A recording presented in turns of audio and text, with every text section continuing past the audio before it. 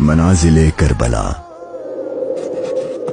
60 हिजरी 27 रजब अपने नाना हजरत मोहम्मद मुस्तफ़ा सल्लल्लाहु अलैहि वालैहि वसल्लम के रोज़े मुबारक पर आखिरी हाजिरी देने के बाद इमाम हुसैन शहर मदीना छोड़कर मक्का की जानिब चल पड़े और 4 शाबान को मक्का पहुंचे और 8 जुल्हिज्जतुल हराम को मक्का से करबला की तरफ चल पड़े। इस सफर में इमाम हुसैन रदियल्लाहु अन्हु ने तकरीबन 20 जगहों पर स्टे किया। उनमें से चंद मकामात जहां कोई वाकया पेश आया वो मकामात हम आपको दिखाएंगे। पहली डेस्टिनेशन बुस्तान इब्ने आमिर क्रॉस करने के बाद जब इमाम हुसैन रदियल्लाहु अन्हु दूसरी मंजिल सफ़ाह पर पहुंचे तो वहां आपकी मुलाकात अरबी के एक मशहूर शायर फरजदक से हुई जो बाय चांस कूफा से ही आ रहा था। आपने इससे कूफा की सिचुएशन के बारे में पूछा तो उसने कहा, ए नवासे रसूल, उनके दिल तो आपकी फेवर में है लेकिन उनकी तलवारें आपके अगेंस्ट हैं। इमाम हुसैन का तीसरा स्टे जाते इर्क नामी सुनसान और वीरान जगह पर हुआ जहां एक शख्स बशीर बिन गालिब ने इमाम हुसैन के काफले वालों को टेंट्स लगाते देखा तो वो बड़ा हैरान हुआ। फिर उसने आकर इमाम हुसैन से मुलाकात की तो दौरान गुफ्तगू इमाम हुसैन ने उसे अपने सफर का मकसद बताया और साथ अपनी शहादत की खबर भी दी। इमाम हुसैन का चौथा स्टे हाजिज था। इस मकाम पर आले रसूल ने कुछ देर आराम फरमाया और इमाम हुसैन रदियल्लाहु अन्हु ने कूफा वालों के लिए एक खत लिखा और उसे हजरत कैस के हाथों कूफा वालों को रवाना किया। 5वीं मंजिल बाजुल उयून और 6ठी मंजिल खुजैमिया को क्रॉस करके इमाम आली मकाम जब 7वीं मंजिल जरूद पर पहुंचे तो आपको जुहैर बिन अल कैस नामी शख्स मिले जो कि हजरत उस्मान गनी के करीबी लोगों में से थे और हज अदा करके आ रहे थे। उसने जैसे ही इमाम हुसैन से मुलाकात की तो उसने अपने घर जाने के बजाय इमाम हुसैन का रफीक सफर बनने को प्रेफर किया। 8वीं मंजिल सालिबिया पर एक गमनाक इमाम हुसैन के इंतजार में थी। यही वो मकाम था जहां आपके चचाजाद भाई हजरत मुस्लिम बिन अकील और उनके 2 बेटों की शहादत की दर्दनाक खबर मिली।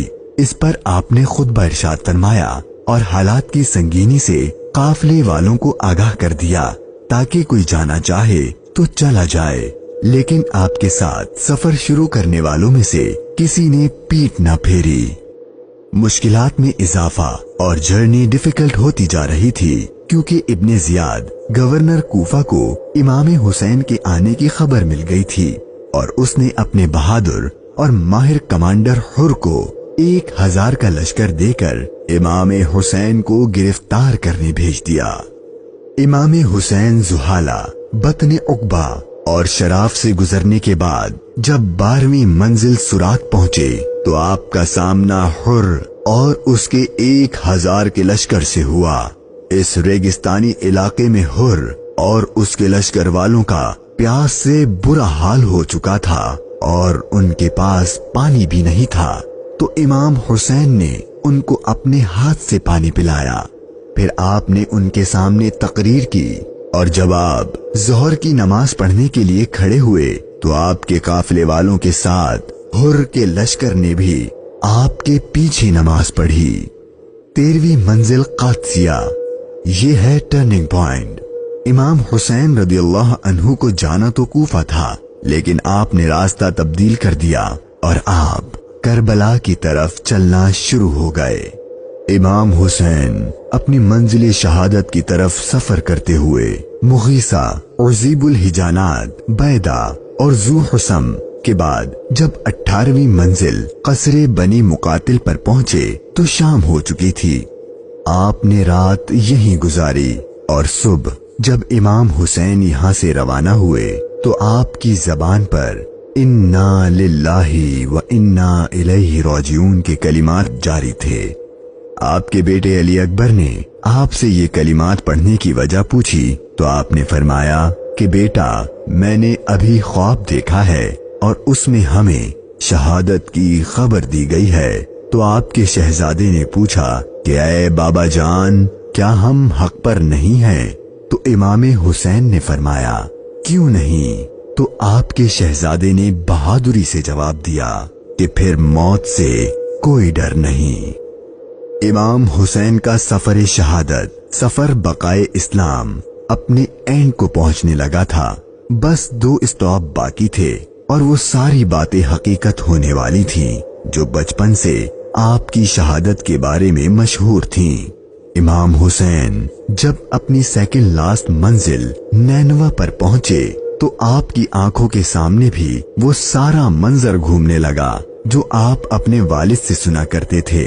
ابھی امام نے تھوڑا ہی فاصلہ طے کیا تھا، ایک ریگستان میدان نظر آیا اور ابھی وہ سارا قیامت خیز منظر آپ کی نظروں میں گھوم ہی رہا تھا کہ ہر اپنے لشکر کے ساتھ ایک بار پھر آپ کے سامنے آ گیا اور اس نے بتایا کہ گورنر کوفہ ابن زیاد نے مجھے خط دیا ہے کہ آپ جس جگہ پر ہوں وہیں آپ کو روک لوں اور آپ کو ایک ایسی جگہ پر ٹھہراؤں جہاں پانی وغیرہ کچھ بھی نہ ہو۔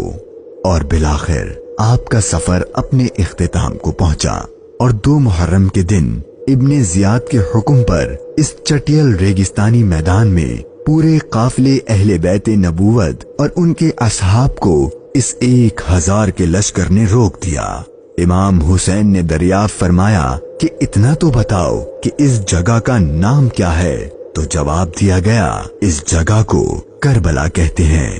تو امام حسین نے اپنے خاندان سے فرمایا کہ بس یہی ہمارے ٹھہرنے کی جگہ ہے، یہیں ہمارا خون بہایا جائے گا اور یہیں ہماری قبریں بنیں گی۔